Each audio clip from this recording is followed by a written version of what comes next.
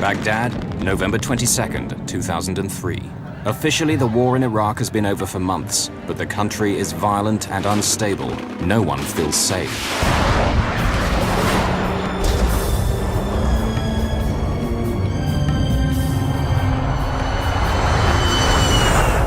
A civilian cargo plane has just taken off from the city's airport. What's that? Within seconds, the crew lose control, unable to figure out what has happened to their aircraft. We've lost all hydraulics. They struggle to master 100 tons of wide-bodied jet. Their plane is on fire. Unless they can land soon, the wing will burn up. They'll crash and die. Steady. They're carrying too much speed. They're going so fast, they may not make the runway. No one has ever successfully done this before.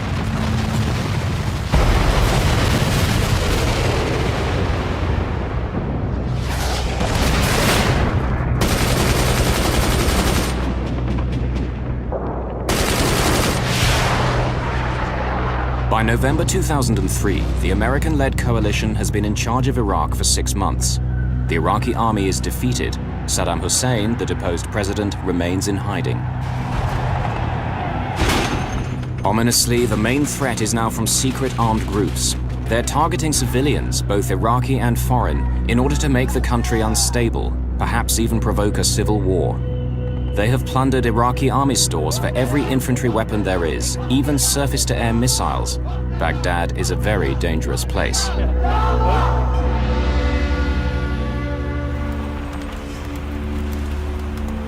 Dawn, on the outskirts of the city. Claudine Vernier-Pallier from the French weekly magazine Paris Match, with her photographer Jérôme, is going to a secret meeting with Iraqi terrorists. She's after the story that everyone wants. Who are they? What do they want?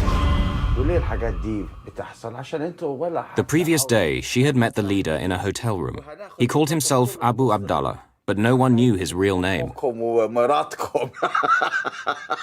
Evidently, this man was very, very determined to stop at nothing, to show the Americans that he wanted no more of them, at least not their military tactics.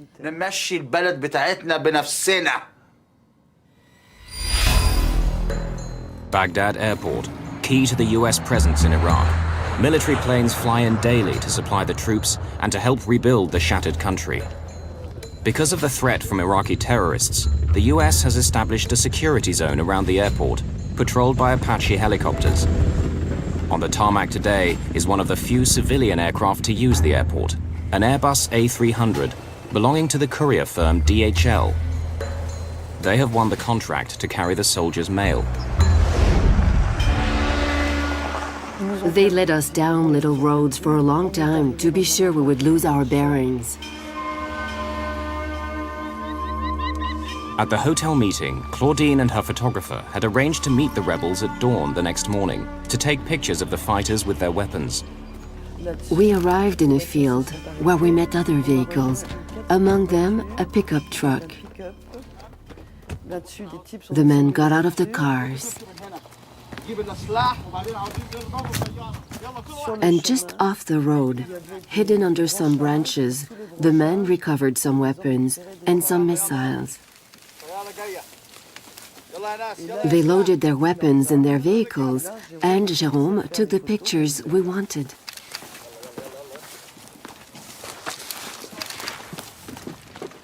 The journalists have got the story they came for, but Abu Abdallah is not finished with them yet. He tells them to follow. They don't know where.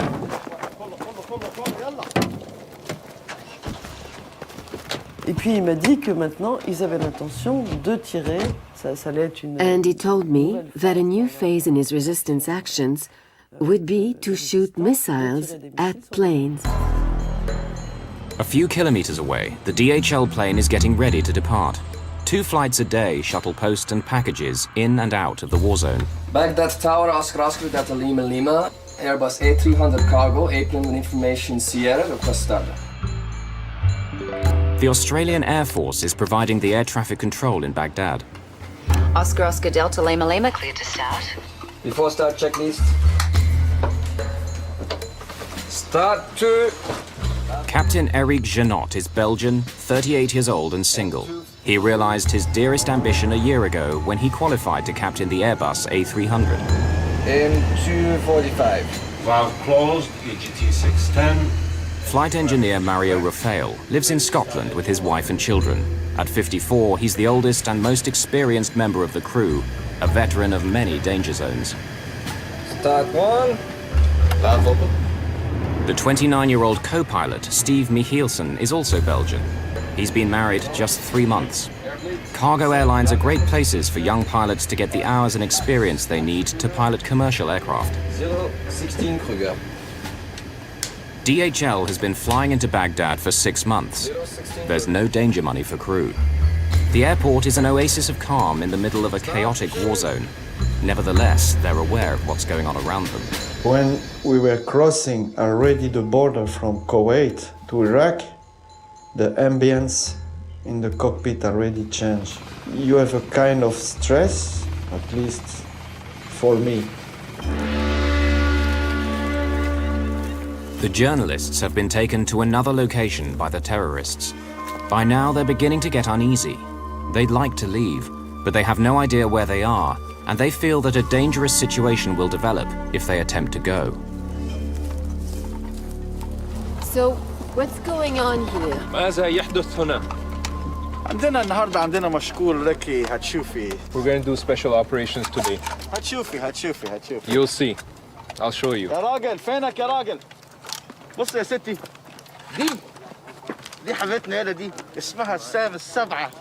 This is SAM 7. We have them from the old Iraqi army. We have approximately 28. We got them from 2 different Iraqi army depots. We have already fired about 25 and we only have 3 left. They are heat-seeking missiles, equipped with homing devices which detect infrared emissions from a plane's engines. This SAM 14 better than SAM 7. We don't have so many. I think we should use this one today. It was very good before. Before? في الماضي, لا يعني قبل كده النهارده. we shot down a plane near Nasiriyah and my fighters recorded 177 dead. And we shot down another plane with Americans on and we killed 70 men. But no one had ever heard about this. I didn't believe a word of it. From all over Baghdad, you could have seen it. So, I thought the guy was making it up. Bluffé. So, what are you going to do with this one today? فكرك ايه إذا احنا نضرب طيارة تاني. What do you think? We're gonna shoot down a plane. هنوري لك يا مدام هنوري لك. I'll show you. The journalists are getting worried. What if he's not bluffing after all? This is not the story they came for.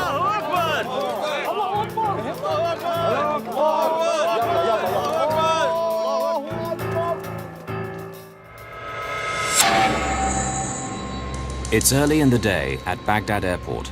A DHL Airbus A300 carrying letters home from US soldiers is just departing. The crew is unaware that just a few kilometers away, a terrorist group has its own plans for the aircraft. Oscar Delta Lima Lima, cleared for takeoff. Take off. The plane is a 24-year-old airliner converted to carry cargo. Its first stop will be the Persian Gulf state of Bahrain. It's a journey they make twice a day. 100 knots. V1. Rotate. V2. Positive climb. Despite the calm in the cockpit, the crew knows that below 3,000 meters, they're vulnerable to attack from the ground. So far, no plane in Iraq has been hit with a surface-to-air missile, but it's known that the terrorists now have such weapons. It's a strange ambience, it's a strange feeling. Between the time you take off and you reach 10,000 feet, you know that you are in danger. Gear up. Gear up. No lights.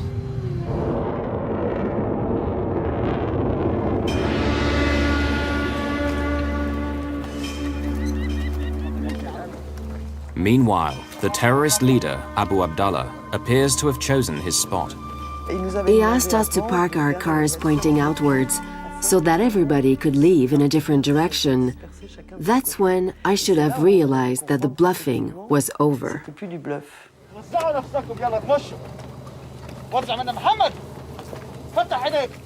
The journalists are now very alarmed.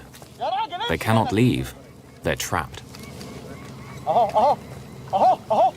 بص بص بص شايفه اهو في طريقه اهي شايفه اتصدق يا راجل اتصدق اضرب اضرب يلا يلا اضرب يا راجل يلا اضرب اضرب اضرب اعمل حاجه شايفه اضرب يا سيدي اضرب اضرب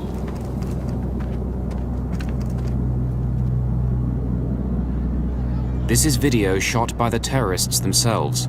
They'll deliver it to the media in Baghdad the next day.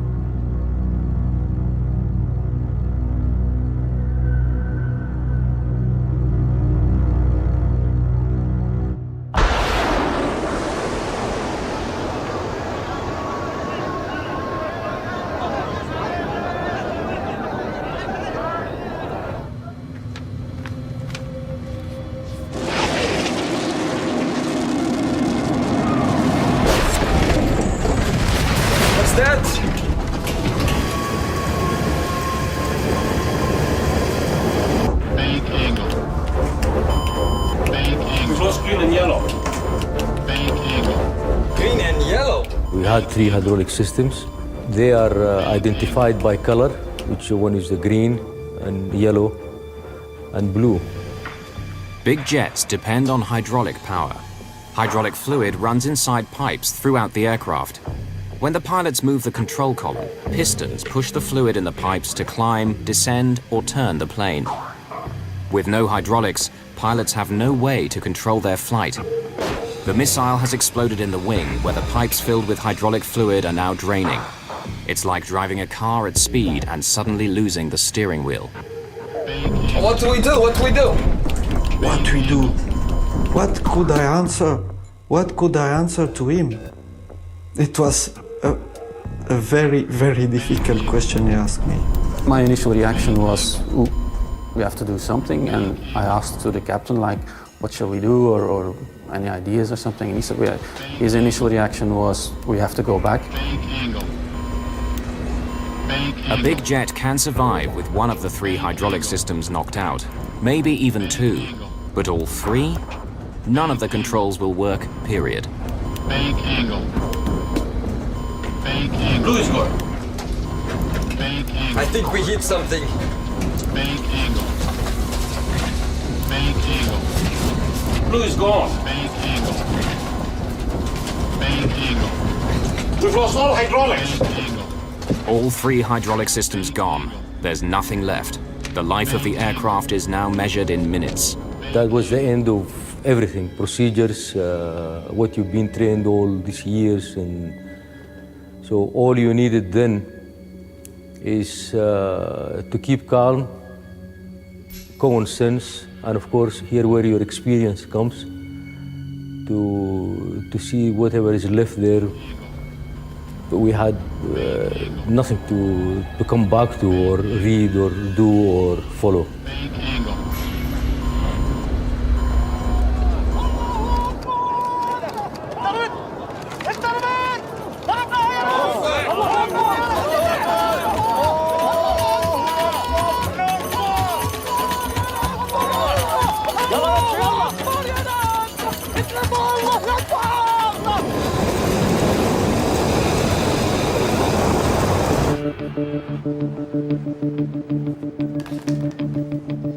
That DHL is in trouble.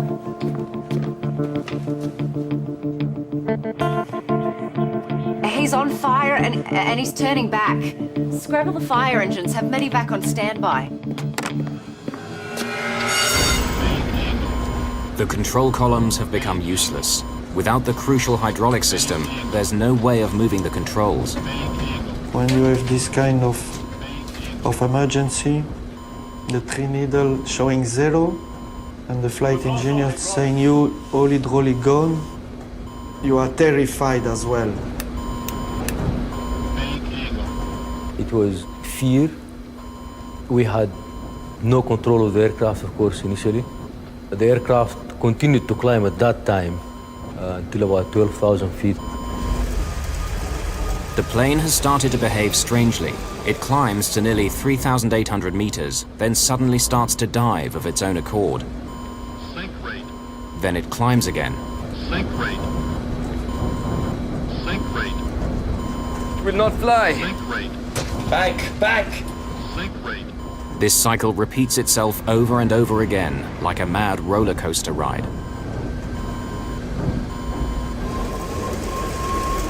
The crew can't stop the plane's wild gyrations. They're still airborne, but somehow they must regain control. And now, Eric, are you proud of yourself? You look in which mess you are. You know it was dangerous to come here. And what you will do now to get out of here. I play with controls. Reduce thrust. By moving the throttles to and fro, perhaps they can flatten out the huge dives and climbs. It's all they can think of.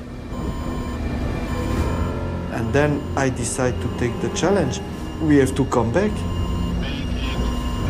There is no training to fly a plane in this condition.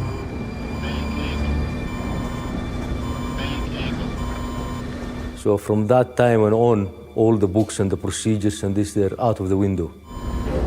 We have engines. We can use the thrust. All they have left are the two engines, which are undamaged. But how do you fly and land a plane with engines alone? No airliner has ever done it.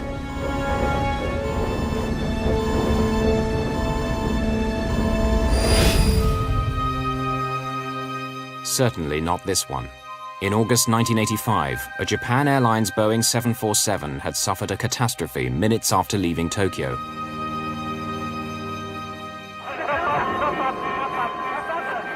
The bulkhead at the back of the cabin burst open. The force of the rushing air blew off most of the tail fin and cut all the hydraulic lines. Without hydraulic power, the pilots of the 747 were little more than passengers themselves. A jet with 524 people on board, flying over the mountains of central Japan, was virtually helpless, swaying in the sky like a drunken bird. It really could be considered a miracle that the pilots were able to keep the airplane flying for 30 minutes or more after having lost all the hydraulics in their flight controls. But it kept circling and eventually worked its way into the mountains, and it became impossible for them to land. There was no real alternative for them at all, except to fly as long as they could and hope for some miracle, which never occurred.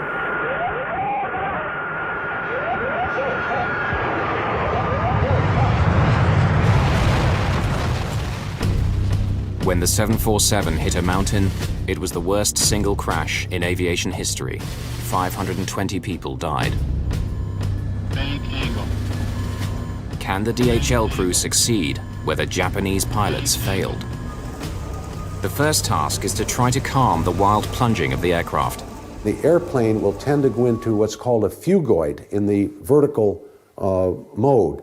It will descend, speed up, therefore pick up more lift, then it would climb, pitch up and climb, it would slow down, lose lift, and so it would go into this, and it was very difficult for the pilots to control that.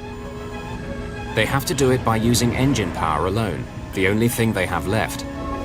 They find that if they reduce engine power, the plane's nose drops and they begin to gather speed. If they then push the throttles forward, the nose comes up and they start to climb. But they have to learn precisely when to increase and decrease power.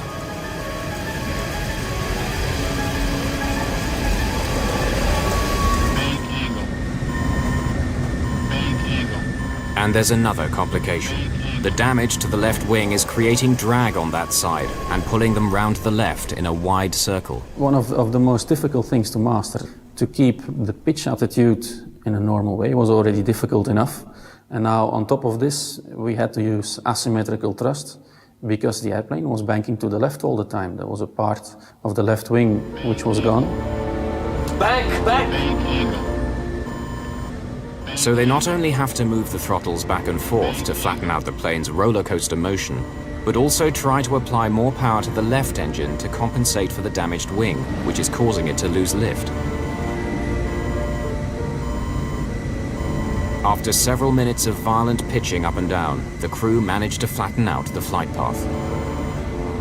Even after we've learned how to fly it using the throttles, we still went through, I would say 3 to 4 times, we went through almost uncontrollable condition, you know, couldn't control the airplane.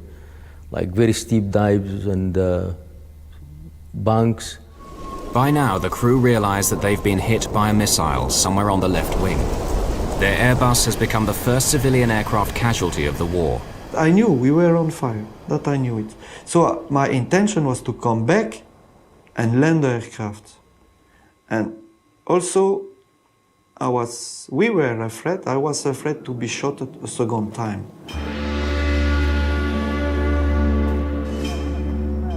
Their fears are justified. The terrorist leader, Abu Abdullah, is waiting for a second chance to finish them off.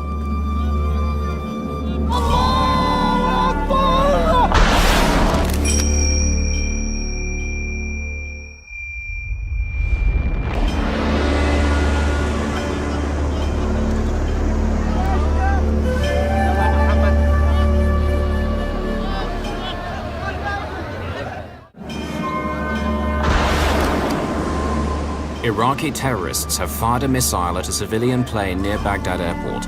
The left wing is on fire and the crew is in desperate trouble. Now the terrorists aim to finish it off. They launched a second missile that missed the plane this time. And then he told everyone, "Let's go."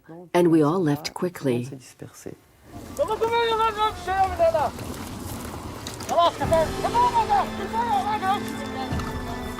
Madame Vernier-Pallier later came under a storm of criticism for not doing more to stop the attack, or at least leave the scene.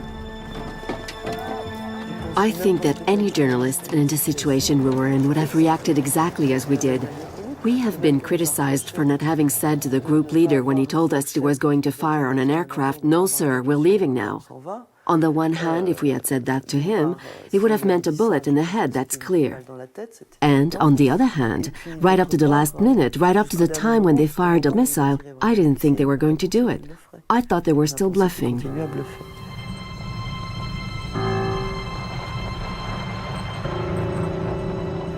While we were trying to find our way back with our chauffeur, we saw that the plane, its left wing was on fire. It was now turning like this.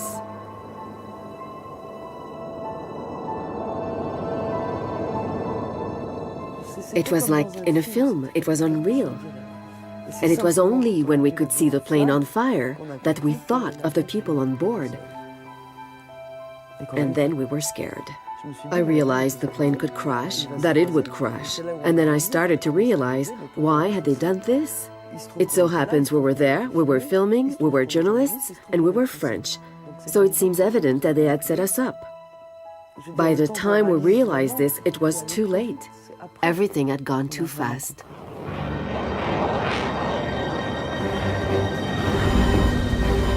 The crew knows nothing of the second missile. Charlie 2-1. Hey, Gramps, did you guys say there's an aircraft on fire? This remarkable video, seen here exclusively for the first time, was shot with the infrared heat-sensitive camera of a US Apache attack helicopter. Apaches routinely patrol the area around the airport, watching out for terrorists. Dragon Timer 5-4, Tower. Roger, 5-4 is observing the aircraft inbound under our sighting system. He's got, appears to be a fire on his far left engine.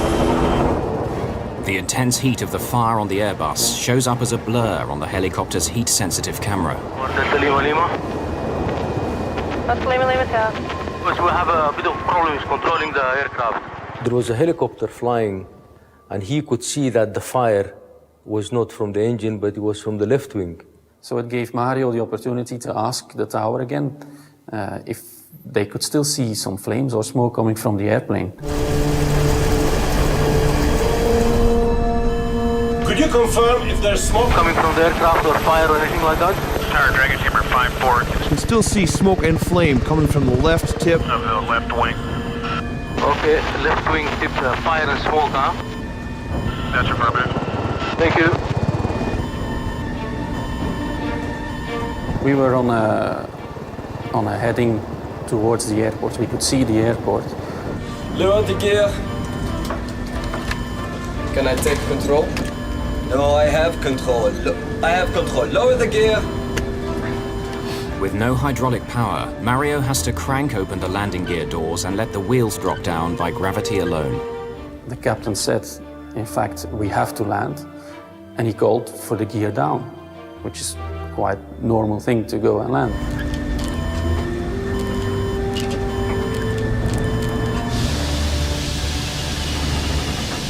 But it has an unintended effect.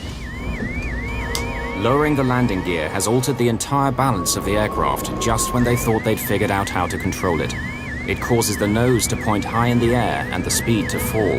No, the speed! It could easily stall and then crash. I didn't expect that at all, and I saw the aircraft are taking a pitch up, and then the speed decreasing, and I was retarding the throttle and say no. The nose has gone up, their speed is falling, they're about to stall. They have no choice but to pull back the throttles to bring the nose back down again. They're nearly at stall speed.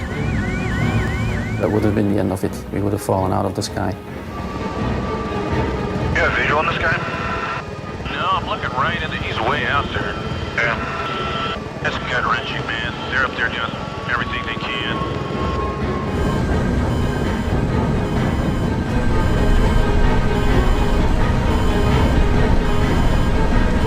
I was afraid that maybe one wing we stole, and this time it's finished.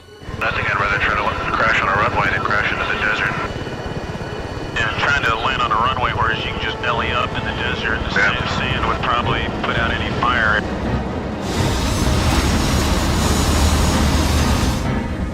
Cautiously, they managed to coax a bit more speed from the engines. Lowering the gear brought them to the brink of disaster, but now the plane is easier to control. The airplane miraculously became more stable afterwards. That's one of the first factors which proves how lucky we were that day.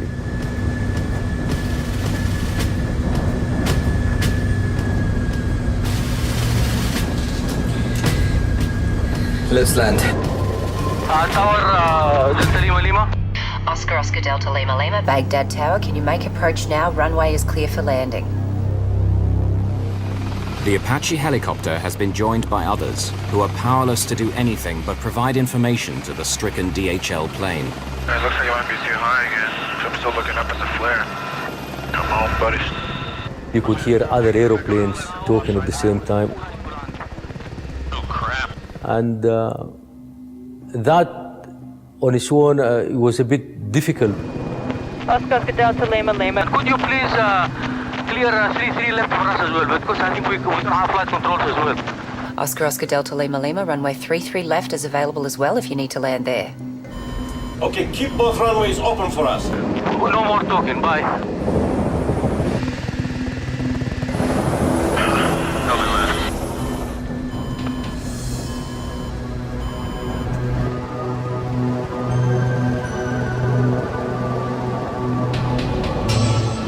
Did you know Tank 1 Alpha is empty? Fuel has been steadily streaming out of the tanks in the left wing. Now one of them is empty. Back. Bank angle. Yes, got it. Bank angle. Pretty strong. Left wing coming up. Against all the odds, they've made it back to the airport. An incredible feat of flying. They begin making preparations to land. Which runway? We use 3-3 right, I think. Lima Lima. Oscar Lima Lima, go ahead.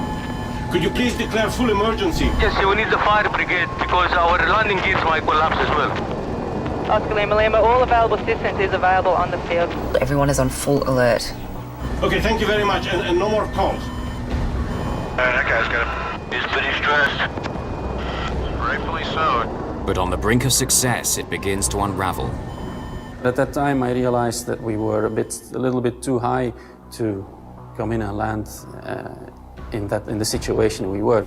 That's what I thought as well. We're too high and too near. We must land. We are too close. We need a long final. I mean, Steve brought a very important point here, and I think it was really a saver. Steve is giving his captain news he doesn't want to hear. He can't land. They're too high and too close. If they attempt a steep descent, they'll bury it in the runway. Eric Janot will have to turn around, fly away from the airport for 37 kilometers, turn again, and come back on a long final approach, slowly descending.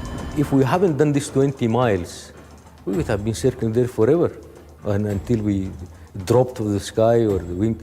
You can't make it, it's impossible. Keep the speed up, keep the speed up. I try, I will do the best I can. And then I realized they were right. We have to go on long final. But for the last 13 minutes, the wing has been on fire. Do they have enough time? 20 miles final. Okay. He looks like he's still pretty high. You got that sight now? He's still got a long way to go, though. Yeah. But it looks like he's turning like an extremely extended final. Yeah. And I don't think I can make it in. Time is running out. The fire is eating up the left wing. They're still heading away from the airport. Then they have to turn and make a 37-kilometer approach. Can they land before the wing fails?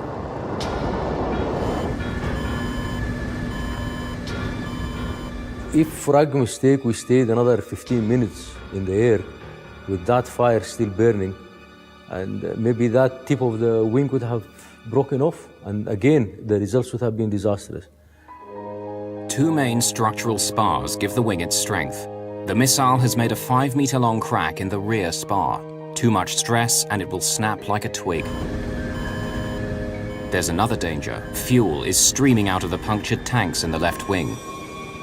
If the tanks run dry, an engine will stop and they'll crash. We were controlling the bank and the pitch of the aeroplane using the two engines. So if we had lost one engine, then we couldn't do anything with the other engine. So the end result would have been disastrous. Despite the fire, the crew's confidence is growing. Now they have some control over the plane, but the prospects for a safe landing are not good. This is the closest any commercial jet has got to a safe landing with no hydraulics. In 1989 in the United States, the crew of this United DC-10 lost all their controls after an engine blew up, and turbine blades shredded the hydraulic pipes. The pilots managed to regain some control, moving the throttles backwards and forwards like the DHL crew. There were 296 people on board. But at the last minute, as they approached the small provincial airport of Sioux City in Iowa, disaster.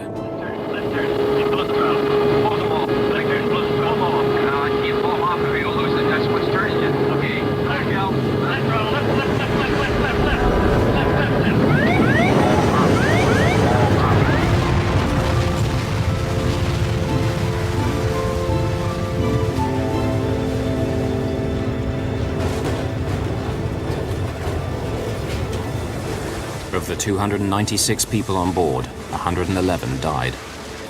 So within 4 years, 2 major airliners had crashed because a loss of hydraulics had crippled the planes, killing 631 people. In its investigation report on the Sioux City disaster, the US National Transportation Safety Board asked for urgent research to find ways of controlling big jets that had lost their hydraulics. But over Baghdad, 14 years later, the DHL crew only have their wits to help them as they try to land. I remember the story of the DC-10 of Sioux City, that it has been done before. The only control we still have on the aircraft in the cockpit was the engine. Nothing else.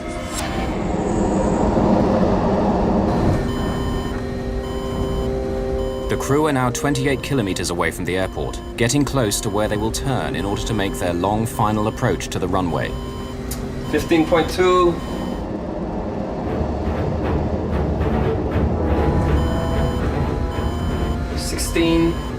Now we turn right. Not yet.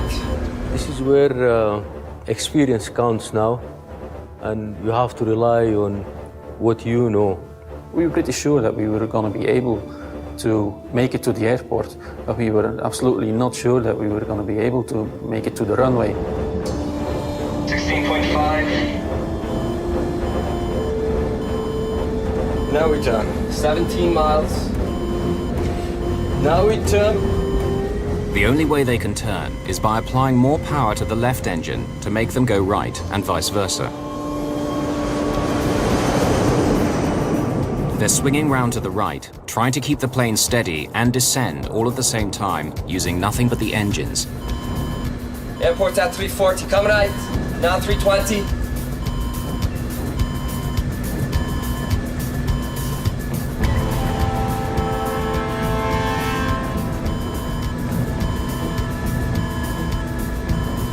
Speed? 10 knots and stable, keep speed up. Yes, yes. 4,000 feet. 2,500 feet. 2,200 feet. Do 10 on the head. Against all their instincts, they'll have to keep the speed up on landing or the nose will drop and they'll crash. They should be landing at around 300 kilometers per hour, but they're coming in 100 kilometers per hour faster. No one knows if the landing gear will take the strain.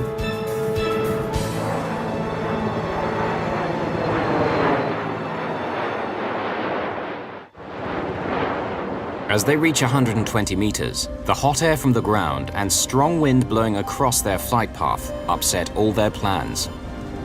The wind coming from the left and the turbulence, we were drifting to the right. That's where the airport building was.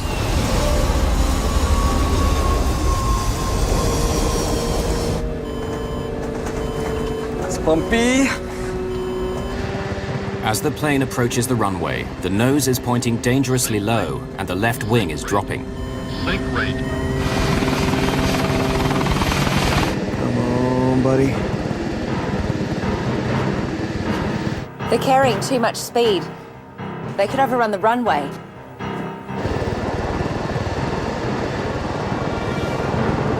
Link rate. Link rate. Keep the speed up. We are going left. Yes, I increase. Link rate. 50. If we go to Iceland landing, may go off the runway. They are landing 3-3 left. Fire trucks on standby, medevac on standby.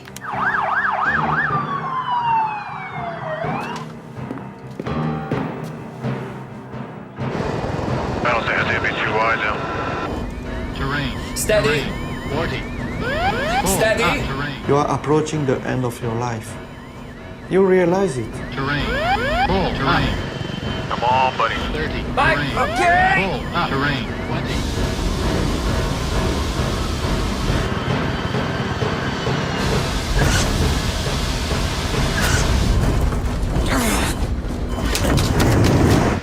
Oh.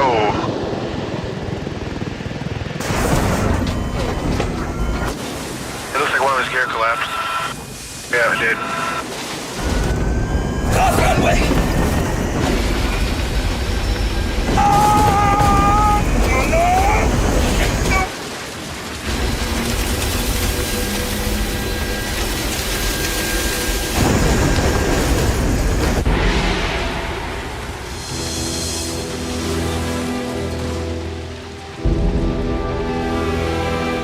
He's in the dirt.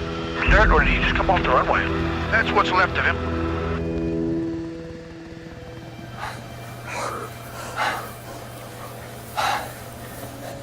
The DHL Airbus has managed to land through an incredible feat of flying. But their troubles are not over. Nice landing, wow. Confirm evacuate. Evacuate. Evacuation. Both. I handle.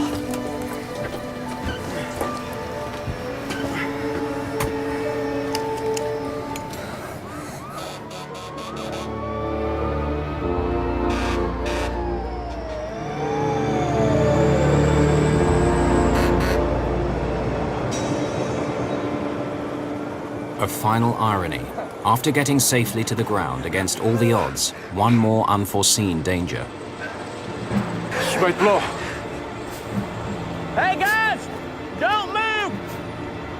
That area has unexploded ordnance! Do not move! What's that? He's saying there might be bombs here. I don't believe this. We're coming to get you! The area is still littered with unexploded bombs and shells left over from the battle to capture the airport from Saddam's men. Now we get to you, we're gonna back up and you gotta follow in our tracks. Now we're gonna get you out of here, but you gotta walk right in my wheel tracks, okay?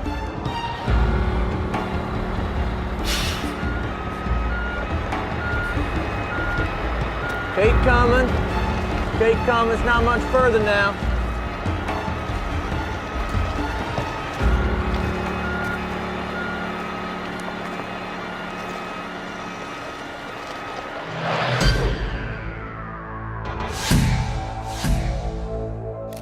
Now, for the first time, the crew can see the damage for themselves. They've survived the unsurvivable. No crew has ever successfully landed such a badly damaged airliner. They had to learn and practice a whole new flying technique. But the remarkable thing is, had they known it, the technology had already been invented to save any pilot in this desperate situation.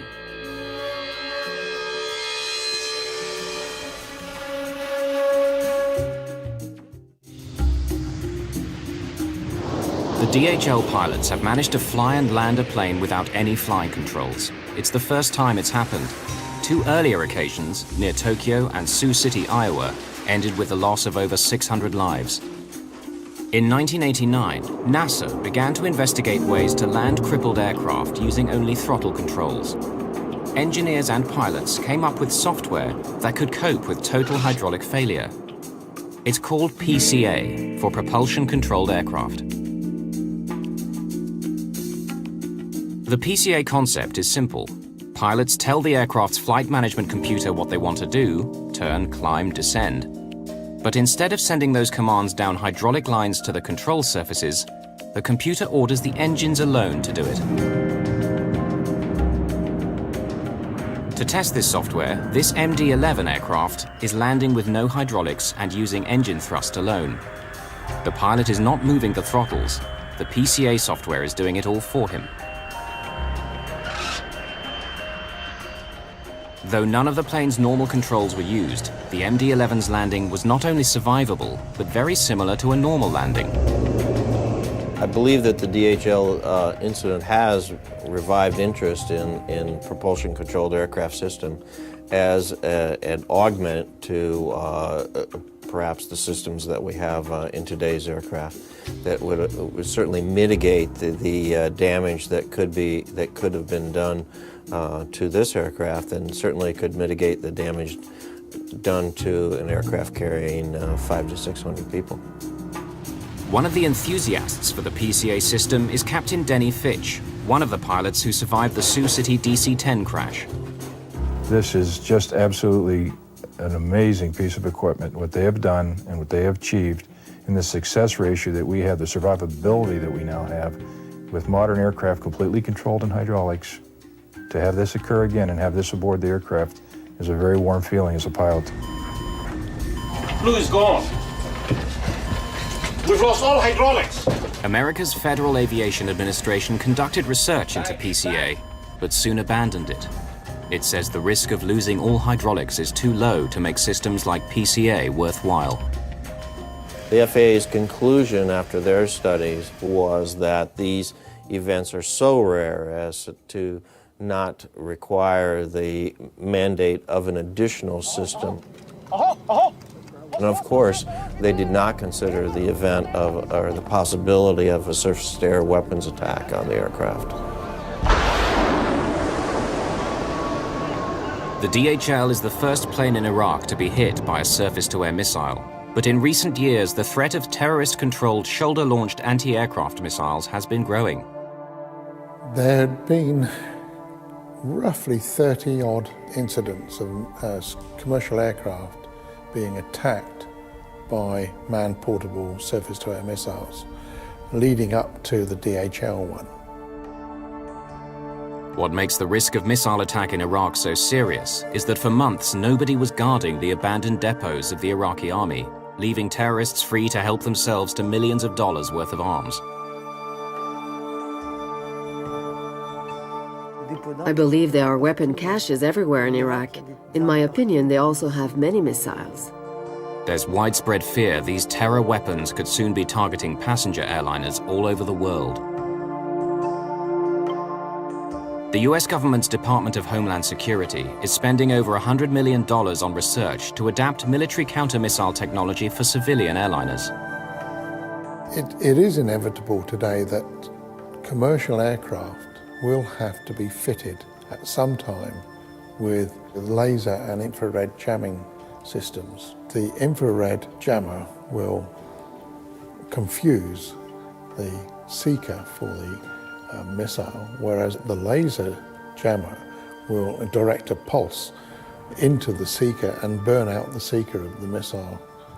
Singapore Airlines, Qantas Airlines, they're all looking to install something into their aircraft.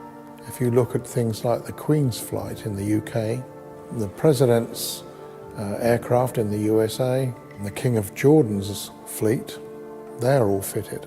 Terrorism is with us today and will always be with us for the rest of our lives. It's impossible to defeat terrorism, but what is possible is to control terrorism at a commercially acceptable level. If we don't do that, then there's no future for us.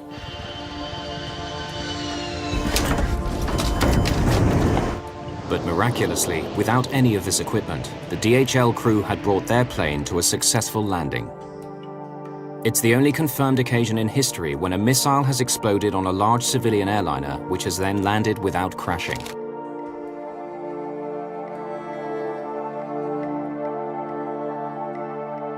For Mario Rafael, it was a good note on which to retire. It was a good timing actually to say goodbye to aviation. As I said, I've been flying for 30 years and clean record, even to the last minute. We were lucky, but also we worked. We fight to survive. I learned some things about life, maybe, but I don't think it makes me a better pilot. The 3 DHL crew have received some of the highest awards that the civilian aviation community has to offer in recognition of an unprecedented achievement. Teamwork was absolutely the key factor of bringing the airplane back to the ground with all 3 people alive. On December the 30th, 2003, 5 weeks after the missile struck the DHL airliner, US General Mark Kimmett gives his daily press briefing in Baghdad. Of note, on Saturday, Sarhid Sarhid, a former Directorate of Military Intelligence officer suspected of leading a large anti-coalition group in the region and suspected of the downing of the DHL jetliner, died at a coalition medical facility from wounds received in a targeted raid on his complex. The Americans believed they had killed the leader of the group that fired the missiles at the DHL. Claudine Vernier-Pallier is not so sure. So I thought he was dead. I tried to verify this later. He wasn't dead, and it wasn't him they got. And my photographer returned to Iraq and saw this person again. He was still alive. Et qui était donc toujours vivant. In the fog of war, no one can say for sure whether the man who called himself Abu Abdallah is still alive. But what is certain is that the threat of further missile attacks on planes, both military and civilian, is still there.